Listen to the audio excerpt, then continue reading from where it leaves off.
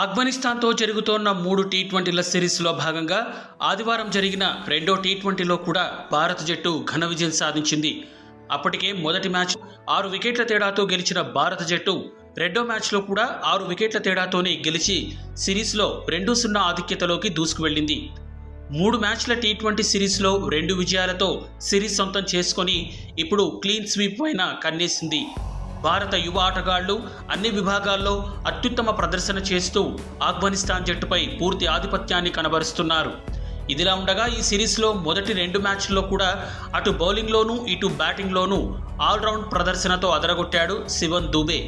మొదటి మ్యాచ్లో కేవలం 40 బంతుల్లో 60 పరుగులు చేసిన దూబే రెండో మ్యాచ్లో కేవలం 32 బంతుల్లో 63 పరుగులు చేసి నాటౌట్గా నిలిచాడు. క్రీజులోకి రావడంతోనే భారీ షాట్లతో విరుచుకుపడుతూ మిడిల్ ఆర్డర్లో నిర్ణయాత్మక పాత్రను పోషిస్తున్నాడు. రెండవ టీ20 ముగిశాక రోహిత్ శర్మ గురించి దూబే కీలక వ్యాఖ్యలు చేశాడు. దూబే మాట్లాడుతూ ఏమన్నాడంటే, మిడిల్ ఆర్డర్లో దూకుడుగా బ్యాటింగ్ చేస్తూ ముఖ్యంగా స్పిన్ బౌలర్లను సమర్థవంతంగా ఎదుర్కోవడమే నాకు జట్టు యాజమాన్యం అప్పగించిన బాధ్యత. ఆ బాధ్యతను నేను సక్రమంగానూ సమర్థవంతంగానూ నిర్వహించానని అనుకుంటున్నాను. మా కెప్టెన్ రోహిత్ శర్మ కూడా నా బ్యాటింగ్ను అభినందించాడు.